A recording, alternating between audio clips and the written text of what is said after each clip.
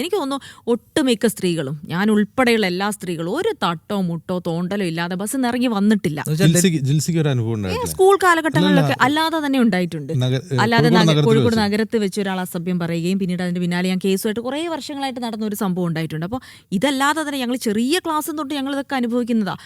സ്കൂളിൽ അറിയാലോ, ആ സമയത്ത് ബസ്സിൽ കയറുമ്പോൾ നമ്മൾ പിറകിലായി പോവും. കണ്ടക്ടർ പറയല്ലോ ഫുട്ബോൾ കളിക്കാൻ ക്രിക്കറ്റ് കളിക്കാൻ സ്ഥലം ഉണ്ടെന്ന് പറഞ്ഞിട്ട് ഞങ്ങൾ ബാക്കിൽ പോകും. സ്വാഭാവികമായിട്ട് അവിടെ നിന്ന് ഒരു തട്ടലോ മുട്ടലോ അല്ലെങ്കിൽ ഭയങ്കരമായ അസ്വസ്ഥതകളിലൂടെ ഞങ്ങൾ കടന്നു വന്നിട്ടുണ്ട്. അന്നൊന്നും ഞങ്ങൾ ആരെയും കണ്ടിട്ടില്ല ഇതൊന്നും പറയാൻ വേണ്ടിയിട്ട്.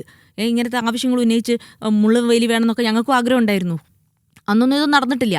ഇത്രയും കാലം ഇതൊക്കെ ഞങ്ങൾ അനുഭവിച്ച് വന്ന് ഇവിടെ ഒരു ദൗർഭാഗ്യകരമായ ഇൻസിഡൻറ്റ്, അതിൽ പറഞ്ഞവർ എനിക്കറിയില്ല അവിടെ എന്താ സംഭവിച്ചതെന്ന്.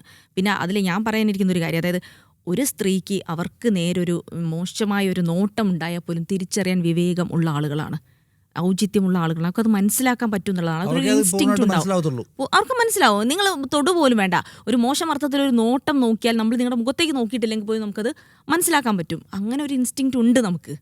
അപ്പോൾ എനിക്ക് ഈ സംഭവത്തിൻ്റെ എന്താണ് എക്സാക്റ്റ്ലി അവിടെ സംഭവിച്ചതെന്ന് അറിയില്ല. പക്ഷേ ഞാനിപ്പോഴും വിശ്വസിക്കുന്നു, ഒരു സ്ത്രീ വന്നിട്ട് എന്തെങ്കിലും ഒരു ഉദ്ദേശത്തോടു കൂടെ മറ്റൊരാളുടെ അങ്ങനെ മോശമാക്കാൻ ശ്രമിക്കില്ല എന്നാണ് ഞാൻ വിശ്വസിക്കുന്നത്. എനിക്കറിയില്ല അവിടെ എന്ത് സംഭവിച്ചു എന്നുള്ളത്. അതിൻ്റെ കൂടുതൽ വീഡിയോസ് ഒന്നും കണ്ടപ്പോൾ എനിക്കത് കൃത്യമായിട്ട് എന്താണെന്ന് മനസ്സിലായിട്ടില്ല എന്നുള്ളതാണ് യാഥാർത്ഥ്യം. അതിപ്പോൾ മനസ്സിലായ ആളുകൾ 2 പേരായിരുന്നല്ലോ. അല്ലെങ്കിൽ ഈ ബസ്സിലുണ്ടായിരുന്ന ആളുകൾ പറയണം അവിടെ അങ്ങനെയെങ്കിലും സംഭവിച്ചു, അങ്ങനെ പറഞ്ഞോന്ന് എനിക്കറിയില്ല.